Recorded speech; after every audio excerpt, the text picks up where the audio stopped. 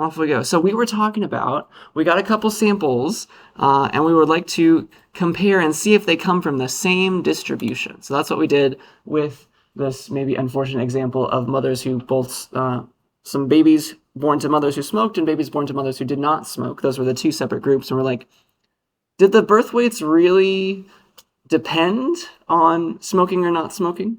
Was there not really a difference maybe? That was our null hypothesis, right? We assume that, those distributions are really secretly the same, and then we did some simulations to pretend that that's true and see if we would have seen a very large difference like we saw for the real world one. So that's what we came up with. We discovered that we could just shuffle the labels on these babies because we are claiming that maternal smoker, false versus true, didn't really matter. And so we just shuffled all those labels, attached them to new birth weights, and that's a new run of the universe, assuming that the null hypothesis is true. Okay, so that's what we did, and we discovered that, there was a it was very unlikely for the null hypothesis to predict the fact that there was like a -9 ounce difference between the weights of those children. So that's how that worked, and it was great. So the p-value was 0.0. It was very, very unlikely. In all of our 10,000 simulations under the null hypothesis, pretending that that's true, we never saw something way out over here. Never happened. And so it's most likely then that the null hypothesis is false. We can reject it, we say, and say, oh yes, in that case, conclusion, the alternative hypothesis is true. The babies born to the mothers who smoked, they do weigh less on average. All right, so that's what we came up with. And if we are good, we also talked about like randomized controlled experiments. If you have a control group and a treatment group and there's nothing different between them, you took random people out of the population and put them into each of them, then you could talk about causation. Then you'd be like, yes, this drug really is better. It really does something to people. It's different from a placebo, for example. So that's where we were. And yeah, I just want to give some examples eventually of the shuffling idea. It was called a permutation test, what we did where we shuffled all the labels, pretending that, that label didn't make a difference under the null hypothesis. Didn't really matter who was in which group. And we did our tests that way. So I'll have more of that, but I have just a quick little example of more of something from kind of just hypothesis testing in general. We're going to end up using probably sample proportions for this silly one that I stole from the Berkeley people. So here is our silly example. This may happen to you one day as a data scientist. So let's say we work for the company called Super Soda. Apparently that exists. I think they made it up for the class, but I looked it up on the internet. Like somebody copyrighted that. It exists now at least. And we want to know, like our company wants to know, like, is our Super Soda tasty? Is it good compared to our rival soda manufacturer? I don't know, Coke or something. So we're going to run a taste test, a blind taste test. We blindfold some people, get them in a room, and they're like, which one did you like better? And it just so happened that we got an unfortunate result with our trial. We had 200 people come in and taste both our soda and our rival's soda. And only 91 people out of the 200 said, I like the Super Soda better. So that's unfortunate. So the question then from our boss or from us is it really the case that people, they don't like Super Soda as much? Like, is our soda horrible? Really? Or was that just due to chance? Was that just due to chance? The fact that like 9 fewer people, 109 people liked the other one just for this sample? Does that question make sense? Because maybe it was just we got a bad group. We got a group of people who really, really like the other thing. Okay? So that's our question. And we'd like to test that. We'd like to test that. We have this data. Some people liked it, some people didn't. Let's come up with a test. Let's come up with a hypothesis test to see, like, is it really true that fewer people prefer Super Soda? That's my question, or that's our question. And so let's try to come up with the null hypothesis, the alternative hypothesis, the number that we're going to use as we do our simulations, our test statistic, and then we're going to look at which way we should look towards to get our p-value as well. So yeah, I'd like you guys to just, you don't have to write it down anymore, but I'd like you to get together with the people sitting next to you and just like discuss, like, what would be a good null hypothesis for this question, and then we'll do the rest together. So like, all right, I want to know, do fewer people really prefer super soda, or was this just chance? So what would you say for your null hypothesis? What is something that you could simulate very easily, something that usually has the word chance involved and randomness? So see if you can come up with a good idea for the null hypothesis, and then we will discuss together, okay? Think about it.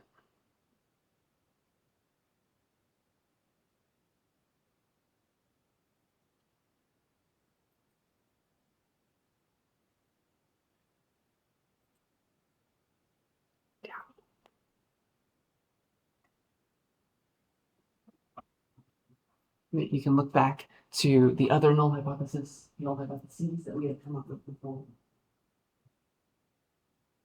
Please consider. Think hard.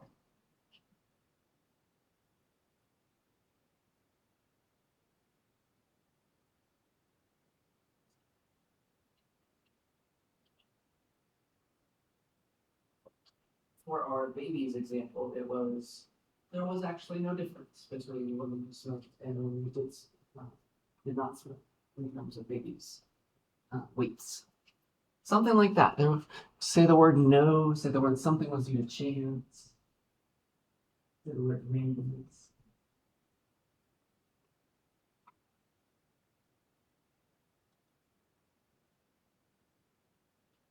We are quite quiet today. Are there any questions about the question? Do we have an idea already? Anyone brave enough to share? What could be a good null hypothesis for this? I mean, I have one that I've pre-written, but it could be. There are a few options. There are a few different ways to explain it. You'd probably say something like, you'd say no to this question, right? That's what we could simulate. It's like, all right, it's not the case that fewer people prefer super soda than its rival. We can simulate the idea of like, I think just as many people probably prefer super soda compared to its rival. Does that make sense? That would be a good null hypothesis, because we can generate that. The same proportion of people prefer super soda compared to its rival, Coca-Cola or Pepsi or whatever it is. Okay, so that's a thing. And then our alternative is the question answered yes. Does that make sense? Something like that. The alternative is like, it's not the same. It's not the same. We really care about, if we're the manufacturers of super soda, we really care about it being worse. We don't actually care if it's better. We want to know, like, the alternative is like, is it actually worse? Is it potentially worse? So a smaller proportion of people prefer the super soda. Does that idea make sense? So like, we can choose how we view our question. Like, we don't really care if more people like it. We are concerned that fewer people like it. Does that make sense? And that's going to influence our test statistic as well. Because if you want to like compare like how many people like it, you can get as we're simulating, right? We're under the null hypothesis. It's essentially, if it's the same proportion of people prefer super as the rival, like every person in our 200 group that we're going to simulate is just like flipping a coin, right? It's 50-50 chance they liked it, 50-50 chance they didn't like it.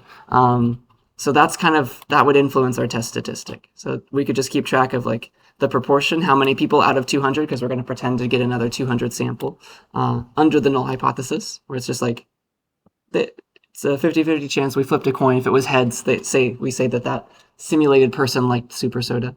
If it was tails, we said that they didn't. So something like that would work. We can do a proportion. We could do just like a count even, because like 91, we knew it was out of 200. Like, we could use the number itself. We can do how far away it was from 100, because that would be like the middle bit. But I think a number would be fine. You could also do proportions. Like, but our test statistic as we're simulating could be like the number of people who prefer super soda we know that we started with 200. So we would like to see about 100 if the null hypothesis was true, right? We hope to see that many. And yeah, if we would like to calculate a p-value, because we're going to end up with a big giant histogram again, as we like to do. We're going to end up with a little histogram that's going to have, in our simulation, probably centered around 100, how many people like super soda. We're going to, and we saw that 91, right? 91 people in the original sample didn't like it. We're going to start there and look which way to calculate our p-value. Because the p-value is trying to tell us, like, what's the percentage chance that our null hypothesis was true and it predicted this weird looking value or something even weirder? What's the direction of even more weird, farther away from the null hypothesis for us? Is it bigger than 91, less than 91? Which way?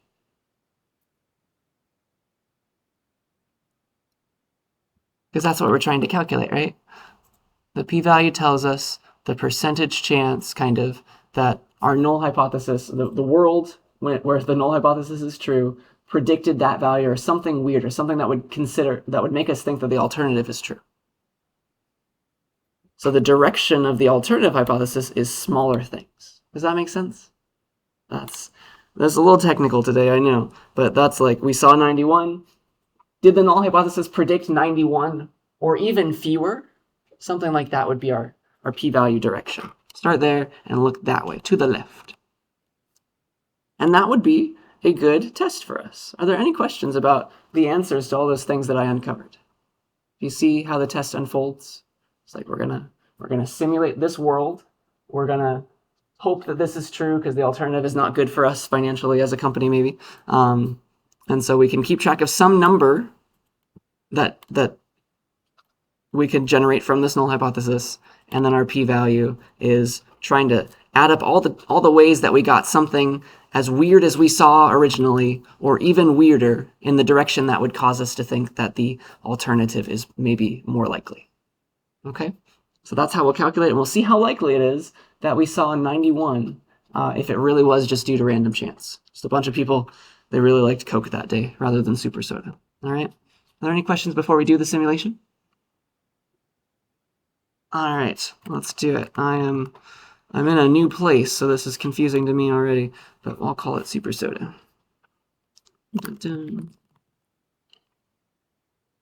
Boop. Yay.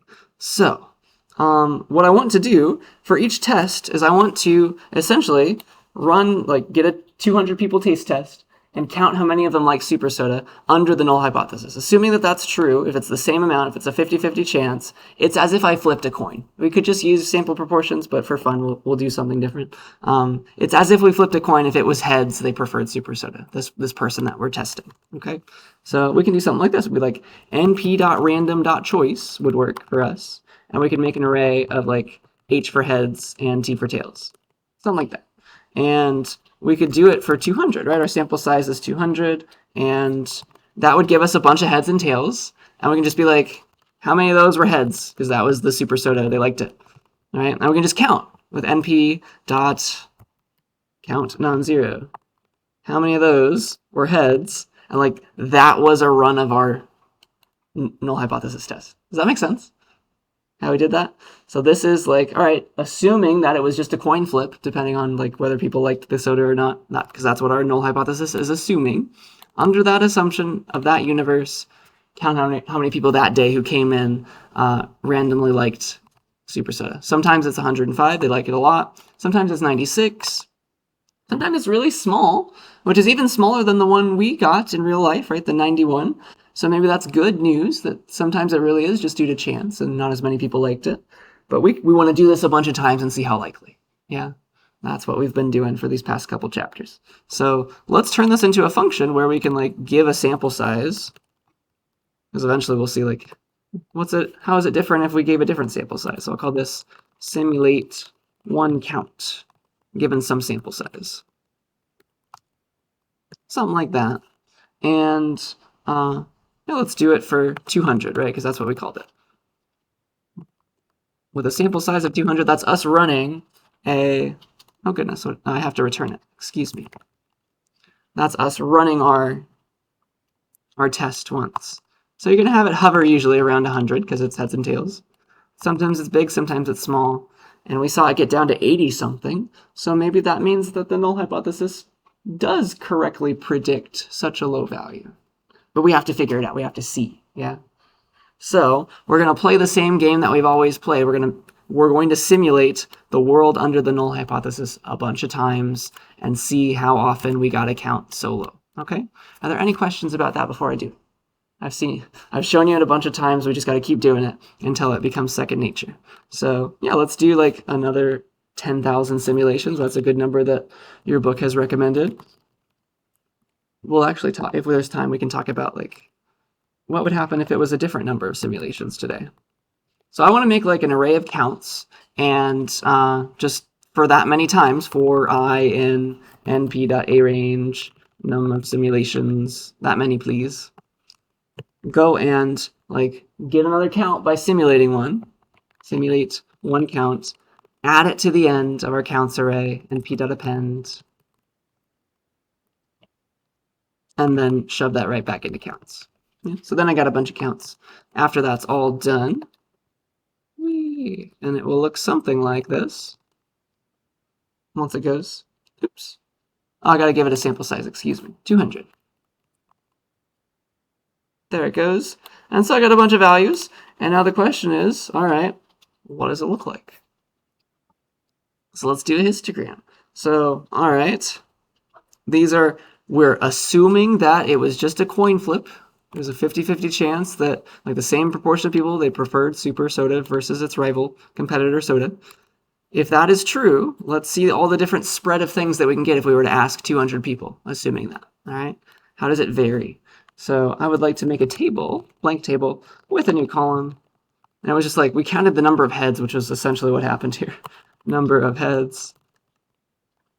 We pretended it was a coin flip, and that was our counts array. And then we can do, I'll call that like trials.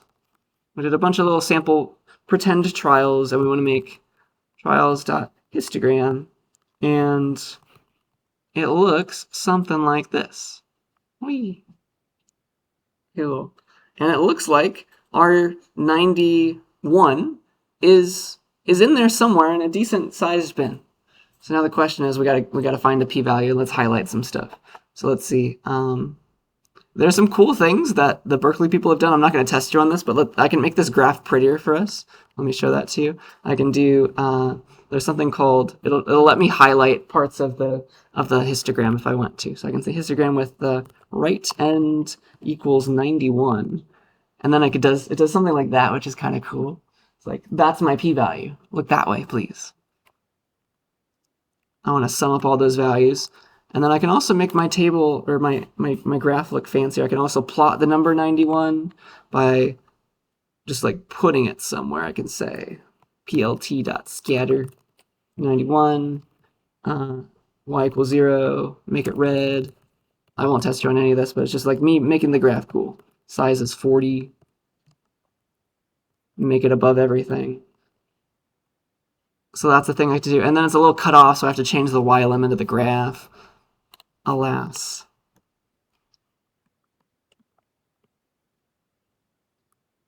So this is what they did. I don't know why these are important. But like that just lets that little circle be displayed. It's like that's our observation that we saw in the real world, and we want to see if there's anything.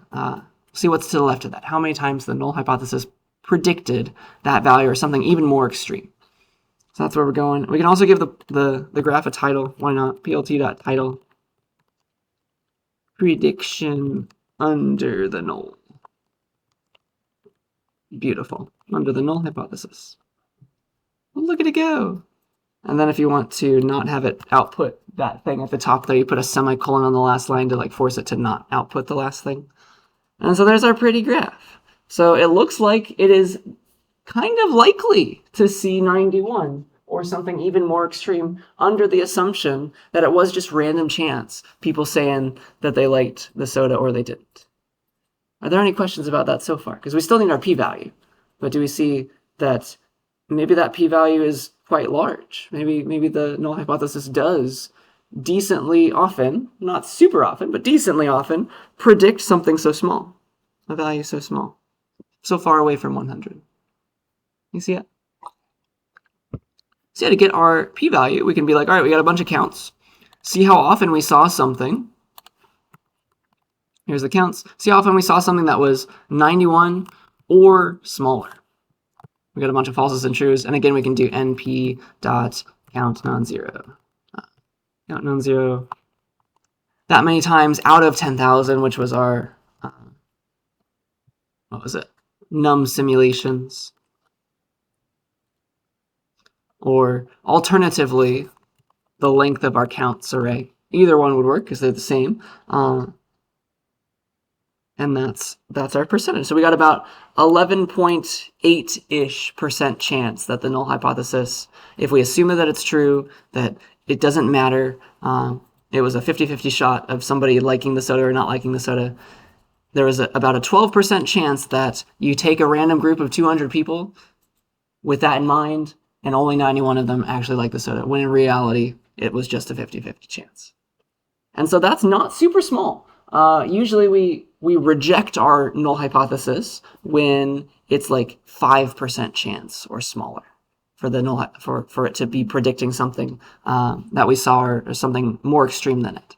So 12% is decently often. It's like if you do this a bunch of times, you do a bunch of trials, about 12% of the time, 12 out of 100 times, you're going to see a value so small or even smaller.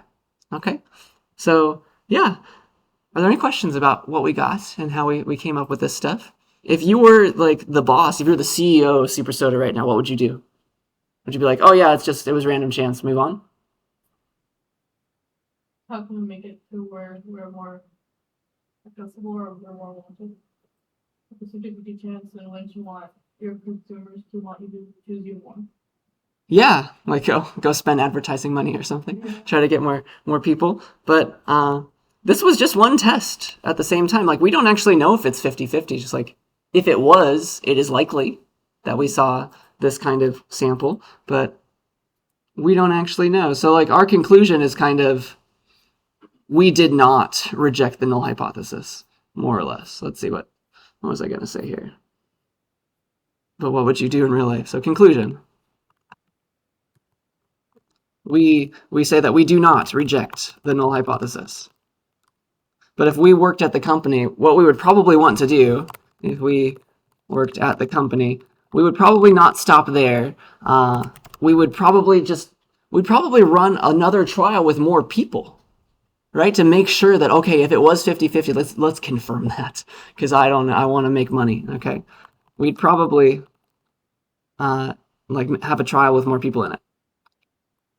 We'd probably do another trial with more people to make sure that it really was a 50-50 chance, because like it is possible that was true. It's also possible that it wasn't, and we want to make money. Okay, so don't just like take this and be like, oh yeah, it was bigger than 5. Move on with your life. There's other things that you can think about. Okay, so that's what I wanted to say there.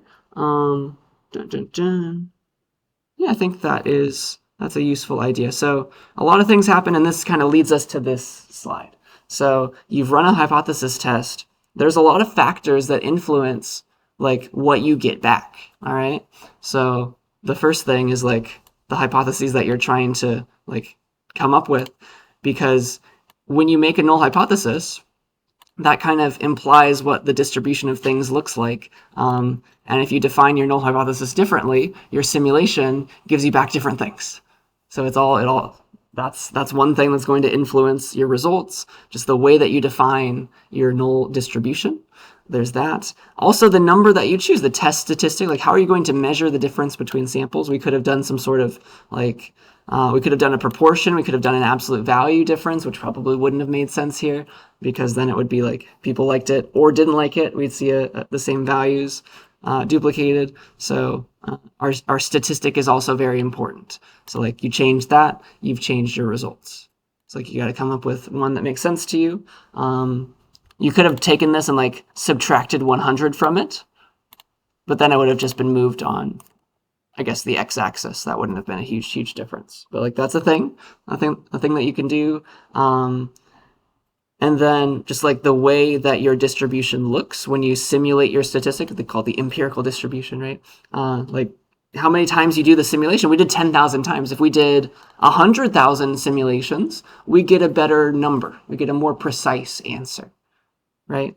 Sometimes we would see even bigger values, even smaller values. We'd approach the theoretical distribution of the null hypothesis. So that would give us extra precise data, maybe to multiple decimal places if we needed that. And that might matter if if the numbers were really close. All right, so there's that. Also, just the way that you collected your data in general, like when these people were asking people, did they like the soda or not? Were they just taking random people off the street? Like, did they do a randomized controlled experiment? Was the sample that you took, like of these 200 people, were they just people that were easy to get off the street one day? Or are they really similar to the population of people who are going to buy soda? Because that's very important as well, right? So this is a little philosophical, but that's also stuff we got to care about.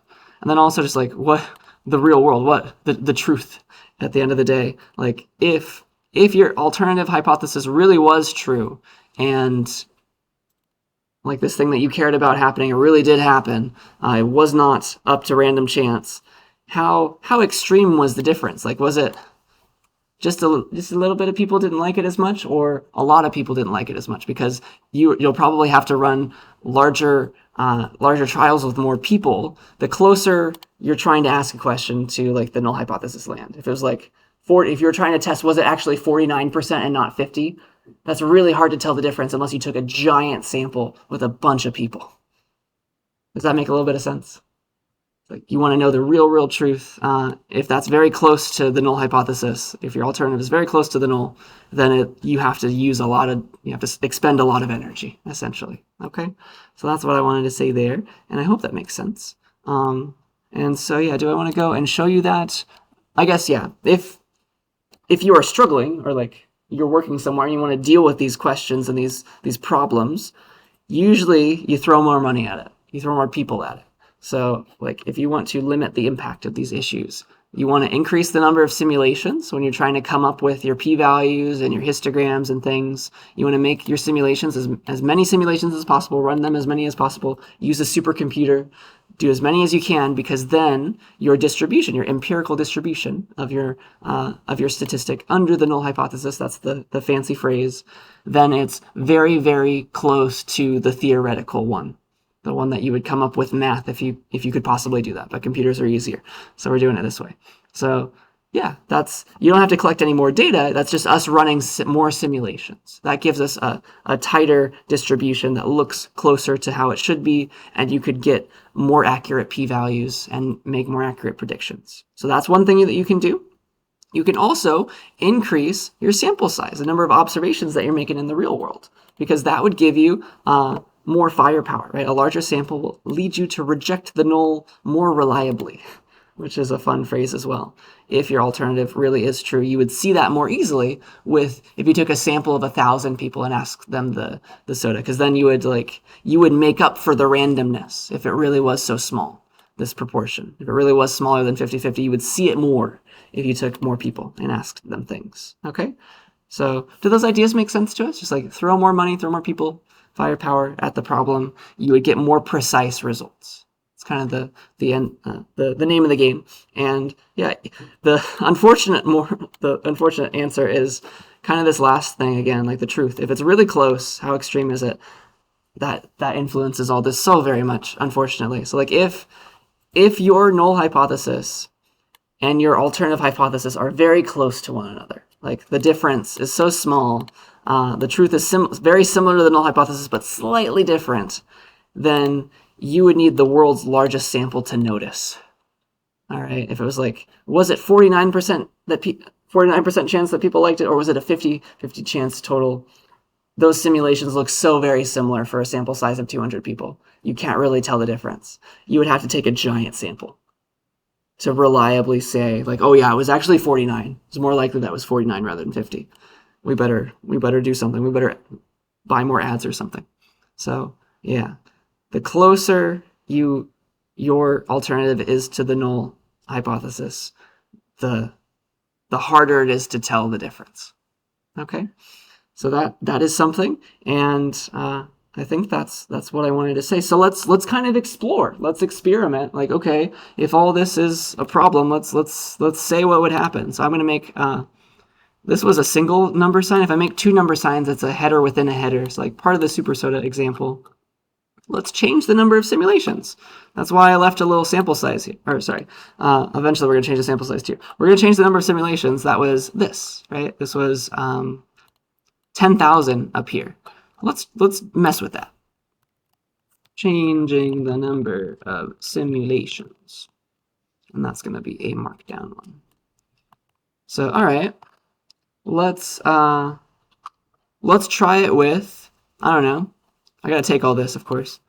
Let's try it with maybe 100, 1,000, and 10,000 and see how that changes things, changes the spread of these numbers. Okay, let's do that. I'm going to do it in maybe a weird way, but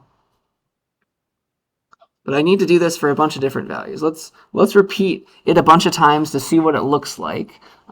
It will look a bit odd, but maybe I think it probably would just be easier to do it separately. So let's do this for like 100. And then make this graph again. Dun, dun, dun. Why not? So I think this is good enough. So I got some more counts. We're going to do 100 simulations and then use that. Count starts in empty. I think that should be okay. Simulate one count. Still 200 there. Let's do that. We do 100 simulations. Then you see how wide it is now? Like the other ends, when it was this one, this was 10,000, right? It was between like 80 and 125. Now it's between like, wait a second. Excuse me. Yeah, it was like this, and it kind of spread out a little bit. Like the bars spread out. The bars have spread things out. If I change that to like, of course, if I do it again, it's completely different. Then it looks still a little weird. But let's do it for 1,000. Whee. And let's also maybe calculate the p-values, like print, or at the very end, we can do the p-value was this. Boop. So it was a little bit bigger. It's like 14% rather than like the 11 point whatever that we saw. So now it's 10, and it's kind of all over the place. 11, 10, it's different, and this is whiter. So there's that one. I kind of want to do this a bunch of times, unfortunately. So let's at least start it this way. If I do it 1,000 times, then we're kind of like, we're zooming in. How can I show you both of these at the same time? We got that one. We got that one. You see how they're like, this one's bouncing all around. This one's kind of bouncing all around. And then this one's just, it looks more curvy, more bell-shaped. So that's the thing. Yeah, I think I'm going to show you some code that was kind of pre-written. Let's go there. F24, code from class. Because I kind of want to do that a bunch of times, and I don't want to type it. Here's a cool thing that we can do. You don't have to worry about how this code was written. But I kind of want to do that a bunch of times. So here's some code. Changing the number of simulations. Dun, dun, dun.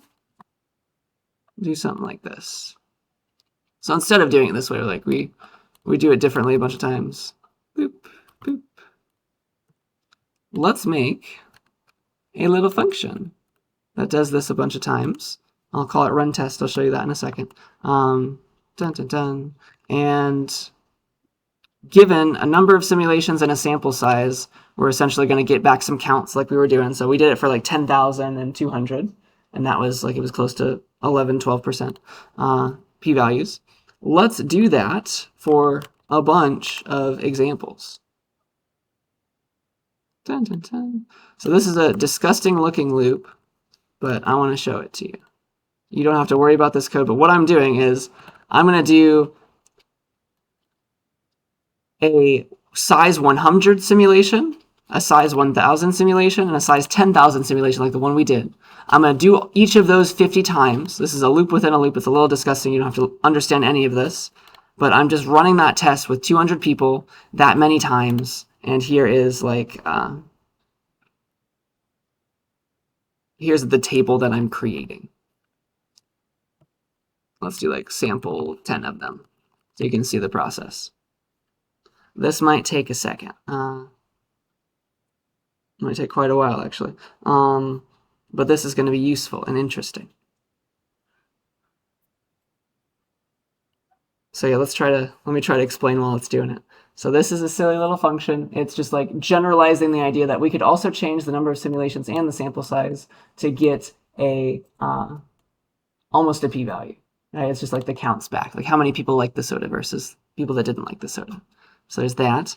And this one might take a while, unfortunately. But I promise it eventually finishes. And we get a cool looking graph that kind of looks like this. I guess I can show you like the pre-made version of it. But here's what it looks like. When you do, and you try to calculate your p-values, and you see like how close was it to like what it should be. If you do 10,000 simulations, this is like an overlaid graph here. If you do 10,000 simulations, the p-values that you generate from each of your simulations are very close to one another. It's very accurate. It's approaching the theoretical one. Does that make a little bit of sense? Like the spread of those p-values is not going to be very far when you do a bunch of simulations. You're going to get very close to the right answer. Whereas when you use fewer simulations, then randomness can like knock you forward or backward a little bit more. And so you're going to get a different range of p-values where it's still going to approach like in the middle of all of them. It's going to get the right answer, but the spread is going to be more. And so if you run just one of them, you might not be sure, like, was that the right p-value or not? So the more simulations you do, and if you do like only 100 simulations, then like your p-value, sometimes it's statistically significant, sometimes it's not. Just the spread is gigantic because randomness is knocking you back and forth. All right, so if you can do more simulations, you're going to get closer and closer to the right answer for your p-values. Does that make sense? That's what's going on, and that's kind of what I wanted to show you here. Cool, yeah, so we made this graph, or we made this table with a bunch of different, like 50 times I ran a size 10,000 simulation, 50 times I ran a size 100 simulation, 50 times I ran a size 1,000 simulation, and we got the p-values back. And so I can graph that now for you. Whee! Something like that. And so what I mean is, there's that. That's the one that we came up with for this one. It looks a bit different than the graph that I showed you, but you see how there's spread. There's more spread when the simulations are smaller. So you want to run as many as you can because that's going to give you a more accurate distribution and a more accurate answer. Okay? So yeah, that is the moral of that story, I think, and I hope that makes sense. Also, one other thing that I can show you, if I just copy and paste it and just explain it. If I run a size 10,000 test a bunch of times, again, you don't have to understand this code. If I run a size 10,000 test a bunch of times, just like twice, one experiment, another experiment, and then I draw the histogram of like the number of heads I saw, they're going to be very, very close to one another. Those two distributions that I made, if I ran that experiment twice, they're going to look very, very similar because the more times, the more simulations you do, the closer this gets to the theoretical thing, theoretical answer. So if I only did this 100 times, for example, disgusting. Those two different experiments, they're all over the place. They look nothing like each other. But if you run more, like 1,000, the distributions of those numbers of heads, if you run the experiment twice, they start looking closer and closer to being the same. If I do it 10,000 times, of course, they're almost on top of each other. Does that make sense? Like the more simulations, the better. The closer you're going to get to the real theoretical mathematical answer, which is sometimes really hard to calculate. Like we're letting the computer do the work for us. If you do enough simulations, you're more or less getting the same answer as if you were to do the math. And sometimes it's impossible to do the math exactly. That's quite nice. So there's that one. Our other option, right, that was the number of simulations. That's easy for us to do. Just throw more computers at the problem. You could also increase the number of observations. Like if you took a larger sample, what would that have done for you? So let's see here. How do I want to do this? I guess I can copy and paste it in again. Like I don't really care about you understanding the code. I just want to show you what would happen, really. So this is like changing the size of the taste test. Boop. So if we were to do that, if we change the size of the taste test, like instead of 200 people, maybe we'll do 1,000 people, 10,000 people, because that would really tell us the difference. All right. So let me show that to you. Dun, dun, dun. That is this stuff. So I'm just going to copy and paste it. All right. So let's pretend that the true proportion of people who like super soda was actually 50-50. We'll change this in a second. Is something. We'll try 50. We'll try 40 maybe. We'll try both. 0.5 and 0.4 later. But like, you can also do sample proportions. Like if it's a 50-50 chance, there's our distribution. People who liked it, people who didn't like it, okay? If we did a sample size of 200, we'll get a bunch of different answers, right? And that's just taking sample proportions and multiplying by the sample size. Because like if I did this, if I multiplied that by, if I did a sample proportions call, first of all, size 200, I get some weird percentages that are close to 50-50, but not exact. And then if I did multiplied by sample size, that would give the number of people, right? Who liked it, who didn't like it. And that's just all over the place when it's size 200. If it's really 50-50, you'll see wild swings one way versus another way. And then if you do that for 200 people, and you use like 10,000 samples, you're going to get some weird options, okay? So let me copy and paste some more code, and then I'll explain it in a second, okay? So I'll make a function that kind of generalizes this idea. And it was 50 here. Don't worry about that. I'm going to type one more thing. And if that's the true proportion, was 50 again. I'll do it that way. So let's just let those run. So here I've made a little function that runs a simulation, runs one experiment where you give it the number of simulations, the sample size, and the true proportion of people who liked the super soda. You could calculate the people who didn't like it by doing 1 minus that. So like it's just this all over again. We're doing a test to see like, how often is it the case that it all works out? What might we see for a p-value again? So if I just do that a bunch of times, here's what I wanted to show you. It's a little disgusting. But if we run that taste test with 200 people a bunch of times, and we see how often, like, which p-values we get. Sometimes, like, we're going to get some values that are the true ones, like it was 11, but we're going to get that like 11% of the time. So we're going to get weird looking answers, and there's just going to be a giant spread, I would say. If you change your sample size, all that I want to show you is like the p-value is all over the place for a small sample size. If the true proportion was to 50-50. If I made a sample size of like 1,000, I don't know how long this is going to take is the problem.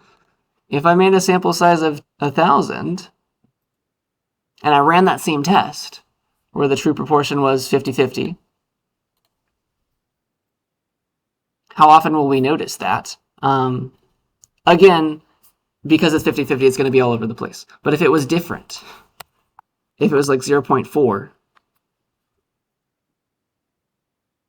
I wish this wasn't so slow.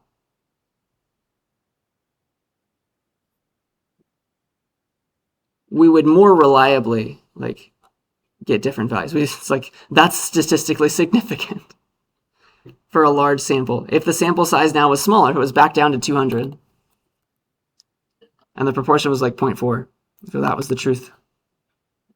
If we use a small sample size, the p-value wouldn't just always be 0. It would be all over the place. There would be some more spread. That's all I'm trying to say. So that's just me trying to explain this idea of like, if you increase the number of observations, you're going to more reliably get reject your null hypothesis in favor of the alternative, and just like you're gonna know the right thing. You're not gonna accidentally think that the null is true. All right, so those are just some graphs to show like it's good to increase the number of simulations, and it's good to increase your sample size. You're gonna get more accurate p-values that way. That's all. Okay, so I don't care about you understanding the code. That's just the graphs that I wanted to show you. So this one's important, as well as it's like the distribution will be almost the same if you do so many simulations. It'll approach the real one in real life. Okay, so don't look at the code for these parts. That doesn't really matter. Just the graphs. Any questions about that before I have you do some of your own experiments? I'm excited. All right. So yeah, that was just a lot of philosophy. I just want you to try this new idea of a permutation test where you're shuffling things. So I'd like to try some of those questions that we did before, but with a permutation test this time. So the question that I have for you is, were women more likely to survive the Titanic? We did that test already. If you want to go back to chapter 11 and look at the way that we did it there. But we're going to include that table. Where was it? Also fish diet. There it is. We're going to include that table. And we're going to do the same thing, but this time with a permutation test. All right. So that's where you can shuffle things, shuffle the labels because it doesn't matter. So for the Titanic, the null hypothesis was like, no, women and men were just as likely to survive the Titanic. Last time we did we used sample proportions, right, to do our tests, and we like saw how often we'd get such a small proportion of women or large proportion of women who survived if that was the case. We can do the same kind of test, but this time we can do a permutation test. So let me get that ready for you, and then I want you to try it. So it's Titanic.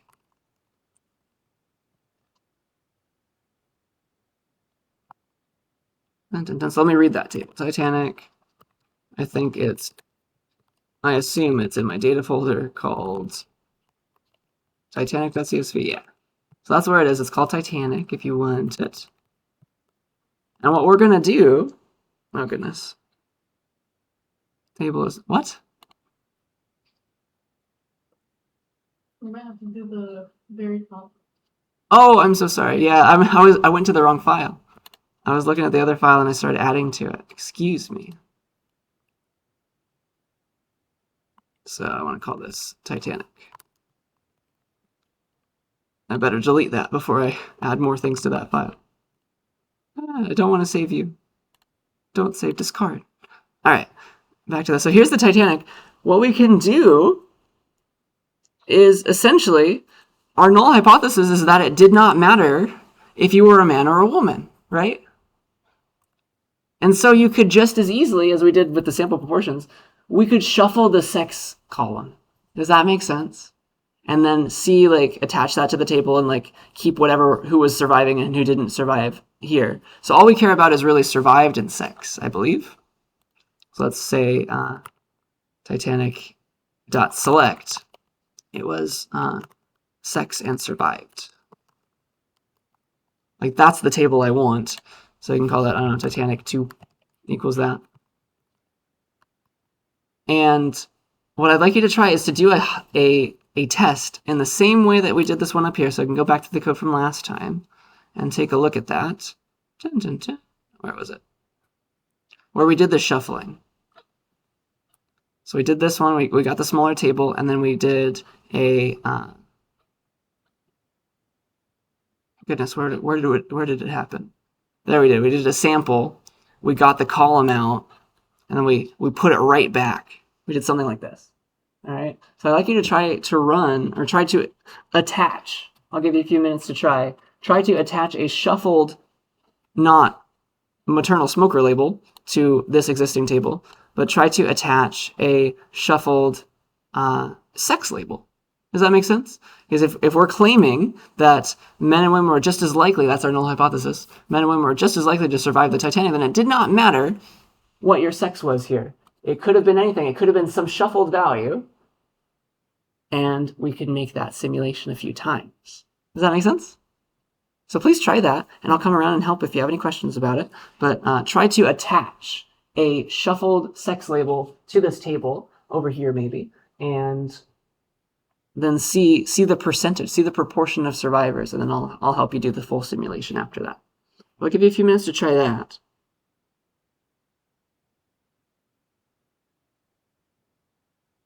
And let me know if you have questions, because this will be fun.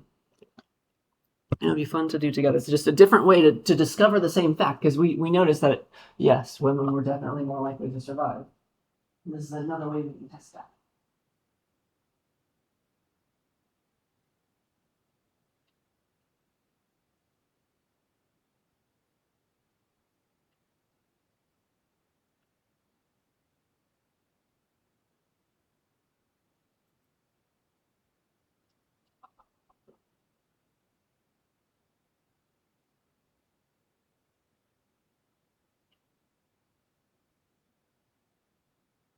I guess one way to get a proportion after we do all this is to do a group with np.average as the combinator.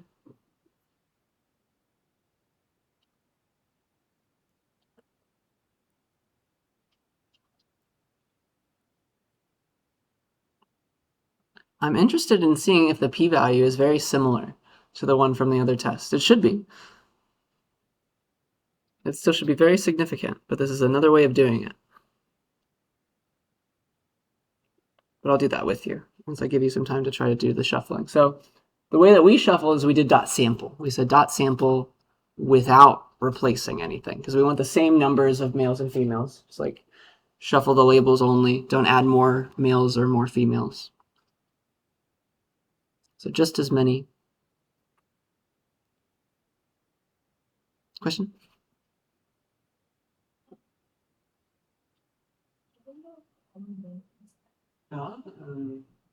Interesting. But column shuffle labels. It looks like, oh goodness. The new column does not have the same number of rows. But I made sure that it did. The column shuffle labels. You mind if I take a little bit? We can look at the lengths and be like, all right, if that's not true, show me the lengths. What's the length of shuffle labels? Oh, the length 2. Something happened in between this line and that one. Oh no. Oh, I see. Yeah, you want to get the column out, I think. Shuffle labels is a whole table. You want dot column like or column 1. There's an actual array that you can. It's always the array that you add as a column. Yeah. Thank you.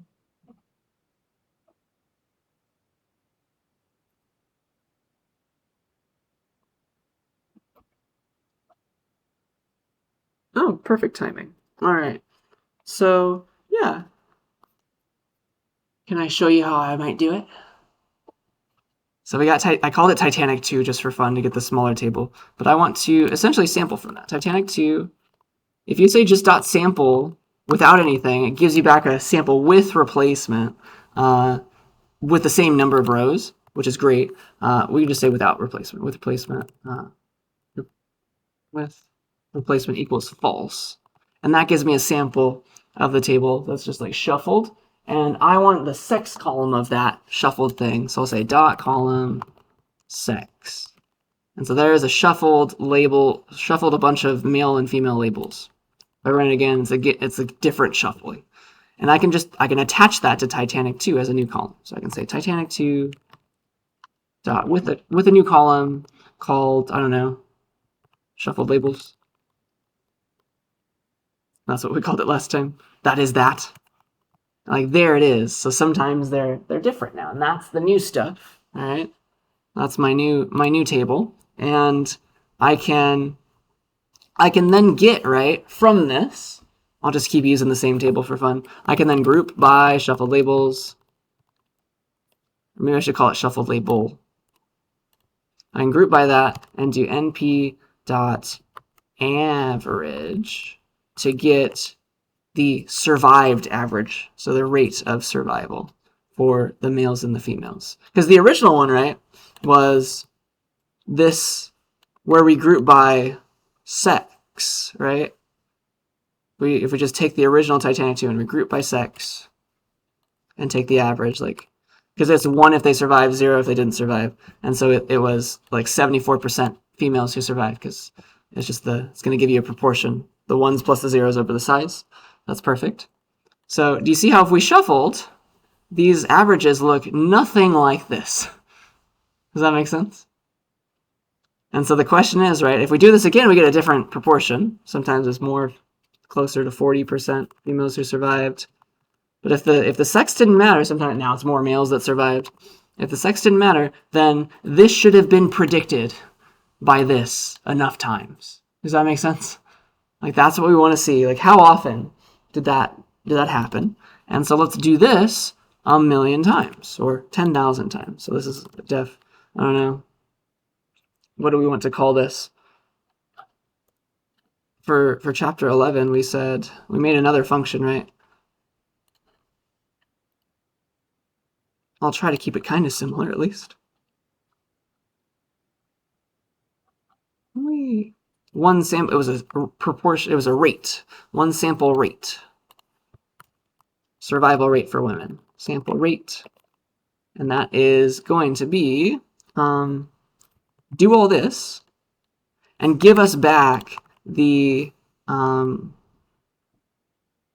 survived average for women, right? So if I want to get this number out, it's going to be, oh goodness.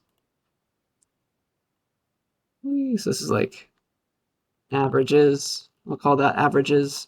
And then I essentially want to return averages dot column 012 dot item 0. Something like that.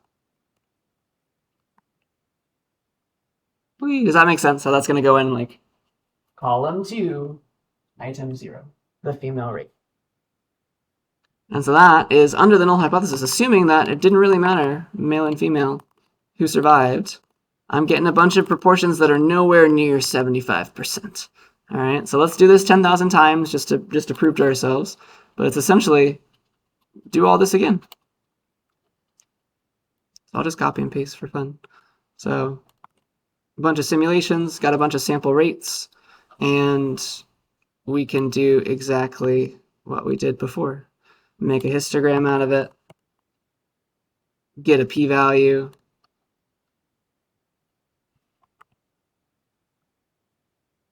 like how often for our sample rates was it this or even more, because the direction that we care about, the one that's towards the alternative, like the no, women were saved more often, is towards 100%, right? I mean, was it this or even bigger? That would make us think that, oh no, it wasn't 50-50. So yeah, that's just me copying and pasting all the things that we did before. And in theory, it can do all these things at once. It can do the table, I can do the histogram, and then I can do the p-value printed out at the end there. But it might take a while because of that shuffling, what's it called? The dot sample is kind of intensive for the computer. So that might take a second. But I have a feeling it's going to look a whole lot like the one that we saw here, where the rates look something like this.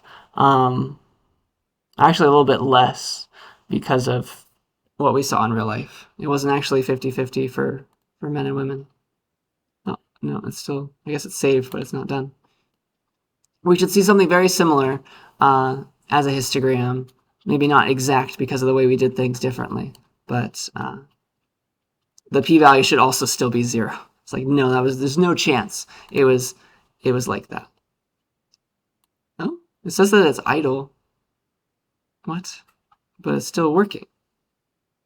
I'm very confused. Okay, now this one's busy. Okay, good.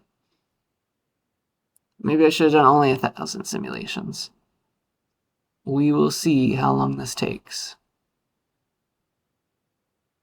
But yeah, this is why, I don't know, you want to spend more money on computational power to do your simulations. If you have the money, if you have the computers, 10,000 is good.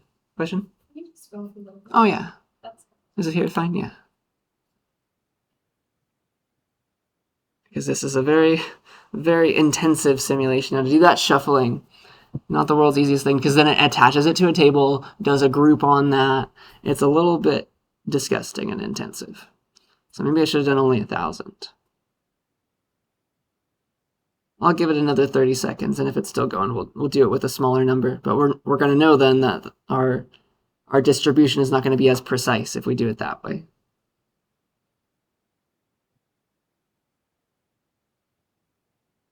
I'll give it till 145 seconds.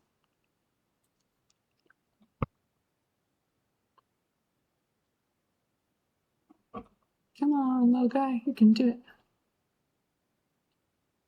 All right, I'm going to tell it I give up. I'm going to interrupt the kernel and say, no thanks.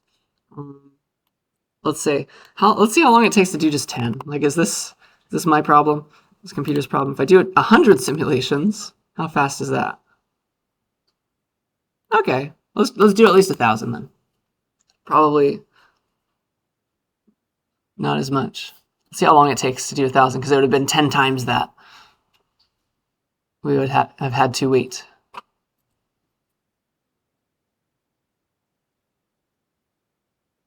This is a decently powerful laptop that the school gave me, so it's intensive sometimes to do these simulations. Cool. So it would have taken like 260 seconds, which is 6, 12, 18. It would have taken like 4 minutes to do it on the other one for 10,000. Well, this is good enough. So here's the rates that we came up with. And this 75, whatever, this one, is nowhere in this histogram.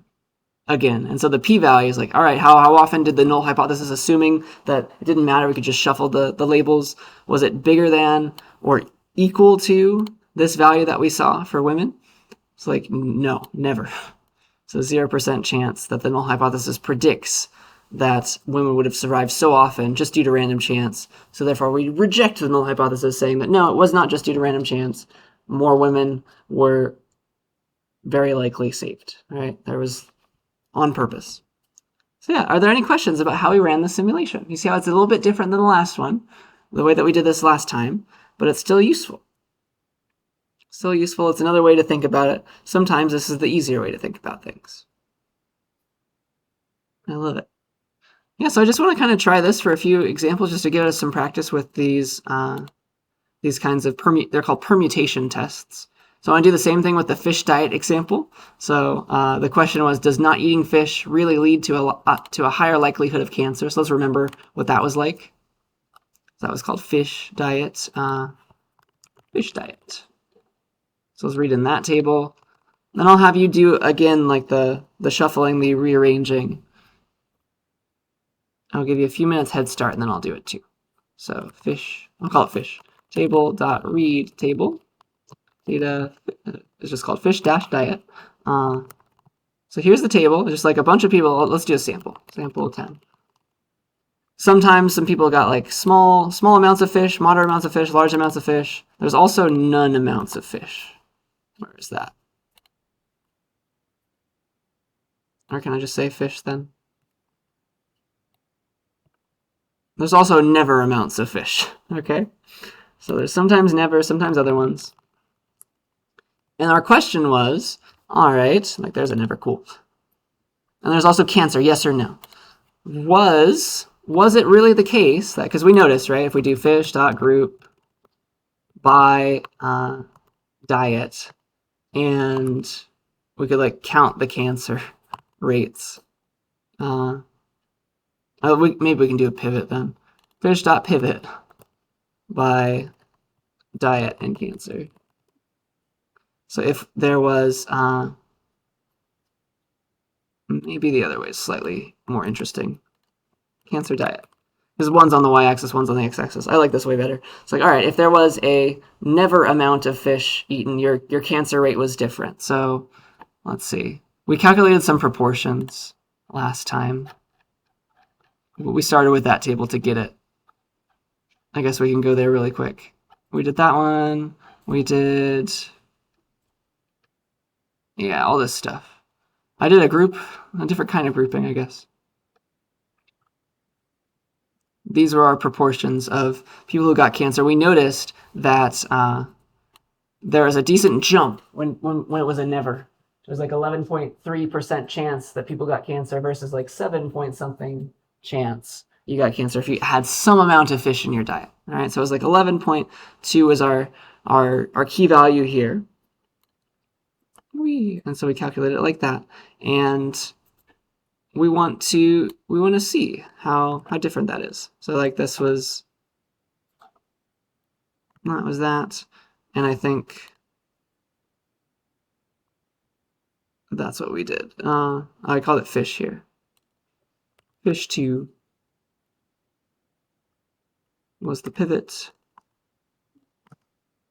This was just fish. And so again, these rates look like this for that. And this is the order. It went large percentage rate of cancer, large amount of fish eaten, moderate amount of fish eaten, here's your rate of getting cancer, never amount of fish eaten, here's your rate of getting cancer, and then small amount of fish eaten, here's your rate of getting cancer. So there was a jump here, and now our question is, all right,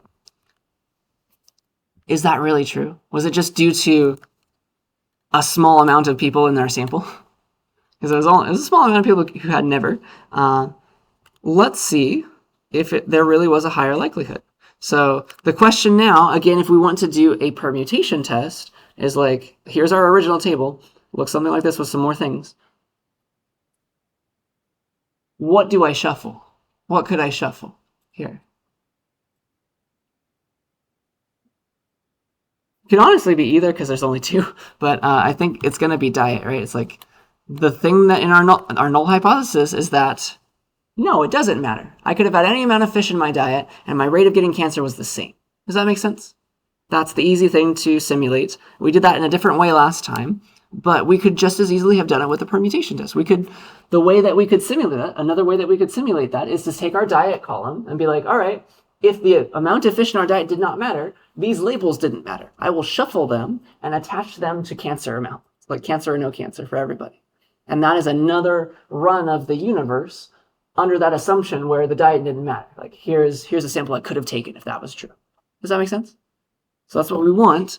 So again, I'd like you to try that. So take your fish table, shuffle it, sample without redrawing anything, so without replacement, and shuffle these labels for diet, attach them to the cancer column again, and get the new cancer rates for people who never ate fish. Because those labels are going to be attached to different amounts of cancer versus non-cancer, right? Because that's the people that we care about. It's the never people. So we want to get that rate out again, and then we'll try to generalize that.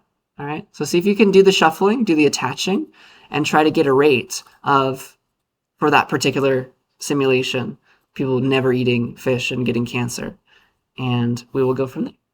All right. So I'll give you like another 3-minute head start to try that, but this is good practice, I think.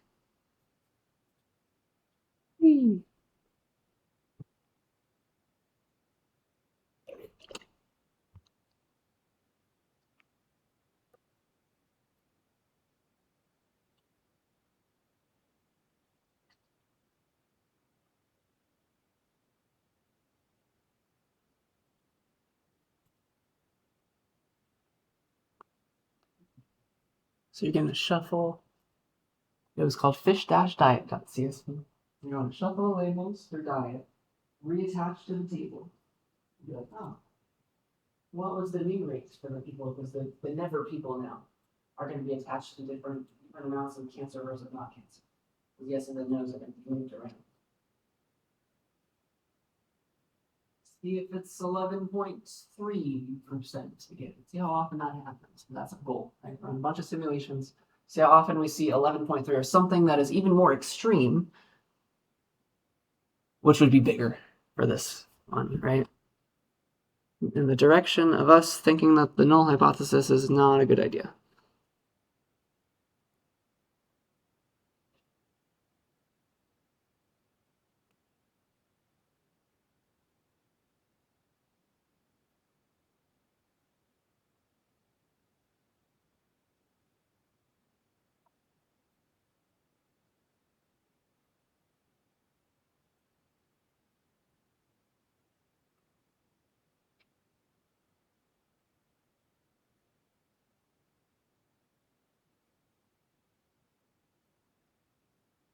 Yeah.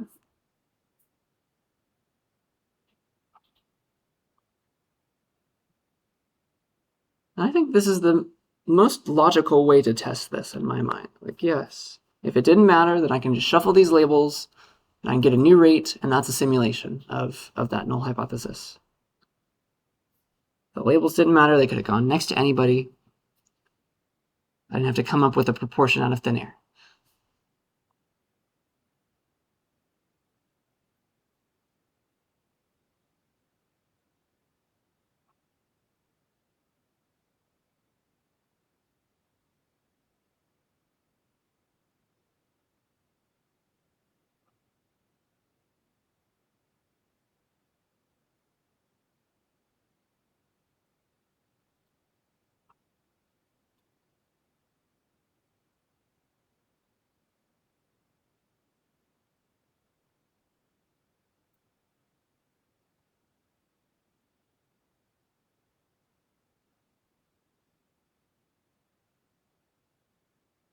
All right. So yeah, let me try that. So I called it fish. It's just still fish, right? There's my fish table. I'm going to take a sample without replacement. With replacement equals false. And that's rearrange the column, or sorry, the rows. I just want the column now because the diet column, the order to that is in a different order now. Give me the column 0, a bunch of those, and I want to attach that back to fish. So fish with a new column called, I don't know, shuffled labels again. Shuffled label. And then have it have these values, please. And so there's my new table. So sometimes, like, these have now changed. So the nevers have moved down, I guess, somewhere else. And it's a different one every time. And what I would like to do with this new table, this is my, I don't know, shuffled table. I'll call it shuffled table. I want to take that shuffled table and I want to calculate the rates of cancer for the people who had never. Yeah? So what's the easiest way to do that? I've called it shuffled table. So I can say shuffled table. I only care about where the shuffled label was never. So dot shuffled table. I guess I can do it quickly with like a dot where the shuffled label, which is column 3, or I can just type it out. Shuffled label, where the shuffled label values were equal to never. I only care about those, right? Give me all those, please. And I want to get the rate of cancer now. So like count how many no's versus yeses. Yeah? That's what I like now.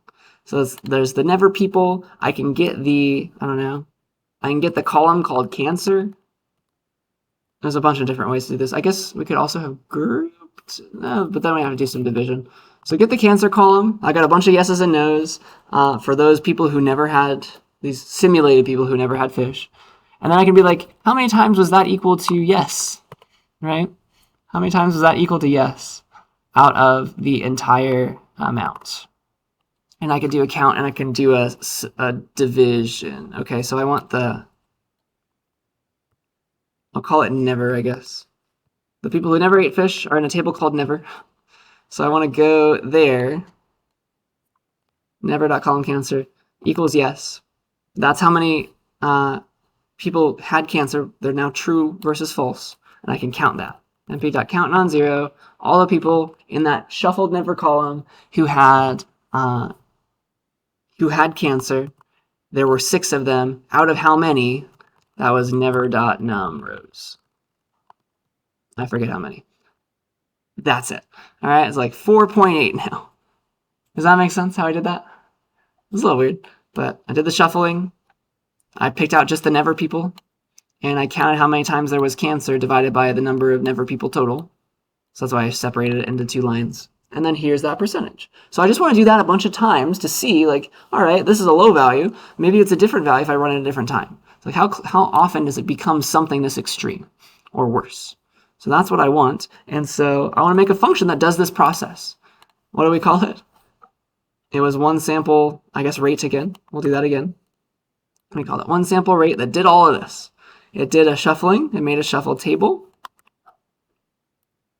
Made a shuffle table. It's and then we calculate this rate just like that, and we return it. So in theory, I can call this now one sample rate. Sometimes it's 10, sometimes it's 4.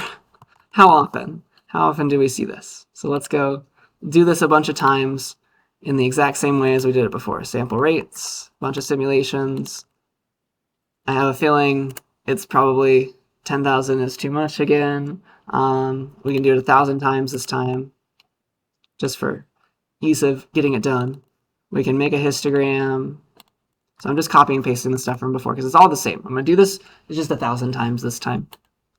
And then we can do a p-values, like how often, under the assumption that the null hypothesis was true, did we see during our simulation a value this extreme or worse, or farther, or bigger? Okay, so that's what I want to do, and let's have it try. So yeah, it's good that I did only 1,000 simulations. But this one sample rate function is the new thing. That's what we care about. We did the shuffling. We picked out, all right, the people now attached to never what do we see? We want to see how often we found a value as extreme. Does this new way of doing the test make sense to us? Any questions about that? Because that's the change. That's all. Yeah. Why did we only care about the never? That's a great question. It depends on who you care about, really. It depends on like what you're trying to tell. Like I think this question was about people who did not eat fish, and so it's just based on the question. If you could also have done something similar to like that jury example where you want to say like, are these groups really different from one another? All these different groups really different from one another, or was these differences in proportions among each of them due to chance? That would be a different question that you could answer with maybe that total variation distance thing. Yeah, that's a great question. But it depends on what you're trying to figure out. I've just for fun picked out the never people. Yeah. Other questions? That was a good one. It looks like it finished. It should have the same answer, honestly. Interesting that there's a blip right there, but that's fine. So it looks like our rate that we cared about was, 11%, right? How often did we simulate something of that or worse? About 3% of the time. So again, it's statistically significant. It looks like this null hypothesis land, this universe, doesn't really very often give us a rate this large if we assume that it was just due to chance. So that leads us, our conclusion is we reject the null hypothesis, and we say that it wasn't probably just due to chance. So you should be eating some fish if you're a guy. Now we know. Awesome. Yeah, I think that was all that I wanted to say for that example. So it's just another way to do the test. Makes more sense sometimes. Yeah. We good for one last one? All right. So I want to do the serial one last time. We can do a permutation test again in the same exact way. So I think we're running out of time, so I'll just do this one with you. But you can race me. You can stop listening to me for a second if you want. But I want to do the serial one. Because it was shelf 2, right? We noticed that in the serial table, the cereal's on shelf 2 from the ground, like the one, not the one at the lowest to the ground, but the one right after that, at like the height of a toddler. That's the one with the most sugary cereals. And we're like, was that just due to chance, or was that due to marketing? So let's go figure that out.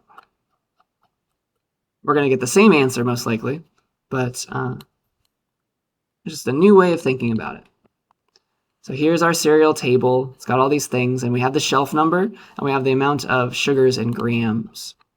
And so we can care about those and do this averaging again, just to have it all here again. There's all that. And so it looks like shelf 2 is a very sugary shelf. All right. So our question is, was that due to chance or not? The null hypothesis is yes. Yes, it was just due to chance. Those cereals could have been placed on any shelf. They just so happened to have a lot of sugary cereals on shelf 2 randomly. All right. And that's something that we can simulate now with a permutation test. We could take these cereals, can't we? We can take these cereals and shuffle the shelf column. Does that make sense? If we shuffled the shelf column, that would have been placing them on different random columns. Or sorry, different random shelves. And then we could see now, all right, let's zoom in on the shelf 2 that I've randomly assigned now under this assumption that it was just random. All right, how sugary are was this new random choice of shelf 2 cereals? Yeah, if I just do that a bunch of times, I can simulate leaving it to chance, and we'll see how often we found a value as sugary as this for the average. Okay, so that's what I want to do. Let's do it. So I'm gonna make just easy for me. I'm gonna make a cereal 2 table. That's just like the original table, but just with the stuff I care about. I'll do shelf and sugars. I'll call that cereal 2. Boop. And what I want to do now is I want to take this table and shuffle the shelf column. So I'd like to do that. So I'm going to say, I called it cereal 2 with just those things. Cereal 2 dot shuffle. Dot sample, excuse me. Dot sample without replacement, with replacement equals false. Now I've got some new rows, new orderings, but it's kept the same sugars amounts. So I just want the column called shelf. And that's now a shuffled shelf column. It's different every time. Boop. There we go. And so I want to attach that now back to the serial 2. So serial 2 dot with a new column called shuffled label again, I guess we can call it, but it's a new shelf, right? It's the new shelf, and that's where we're putting things. Put it on a different shelf now. It was on shelf 3, now we're putting it on shelf 2, and we're going to do the same process of like getting the average amount of sugar for shelf 2 only. All right. So I guess we could do this with a grouping. We could do group by, or we could select out, first of all, select out only shuffle label and sugars. That was column 2 and column 1 in that order. So there they are. There they are. And I can group by the shuffle label, which is column 0 now, and do an np.average on the things. And now here's shelf 2 for this sample. 6.19 average grams of sugar. 6.28. 6.9. So sometimes it's big. It's staying within 6, though, it seems. Okay? So any questions about how I came up with this weird concoction of lines and dots and things to do the shuffling and then like get an average amount? Because if I want this average, I can do dot column 0, 1. This is disgusting looking, but it's quick. And then if I want shelf 2, it's item 0, 1. So there is the amount of sugars that's on our simulated shelf 2, simulated shelf 2, simulated shelf 2. All right, I want to do that a bunch of times. I might be able to get away with doing this one 10,000 times because it's a very small table. So yeah, I'll make another function. I'll call it one sample average that does this. It returns this. It's disgusting. Return all of that, please. Boop. 10,000 simulations, making a bunch of sample averages, giving me a histogram of the spread of all those under the assumption that the null hypothesis was true and it was just random chance which 0 we put on that shelf. And then we're going to compare how often we saw in our sample an average as high or higher than the original.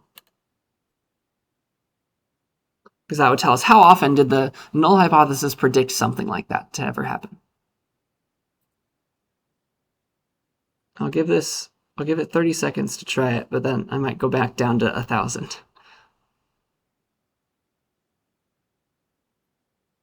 Cool, it worked this time, fast. So here is my new distribution. It's very pretty looking because we did 10,000 samples for once. And it looks like if you leave it to chance, it's hovering around 7 grams of sugar on average for your shelf 2. Probably for every other shelf as well. But how often did we see a value so large or larger than the one we really saw in real life? That's way out there, right? 9 or bigger. We did apparently do it at least once in our simulation.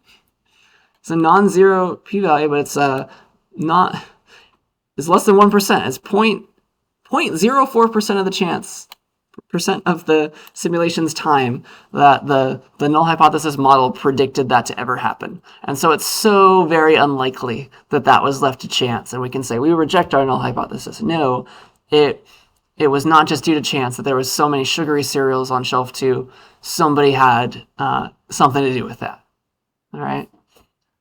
So that's what we say, and then we go sue the store or something. And that's the moral of that story. So it's just a different way of doing the same kind of test, but I think it's very logical. Sometimes it's easier to formulate your null hypothesis in this way. It's like, all right, if it didn't matter, then I'm going to do and you got a categorical variable, right? I'm just going to shuffle it, and that just simulates that idea of it not mattering what it was associated with. So it does take a little bit longer because the shuffling is computationally intensive, but it gives us some good results if you wait long enough. All right, so there's some trade-offs in terms of computational time sometimes, but I think it's a good one to make. Bless you.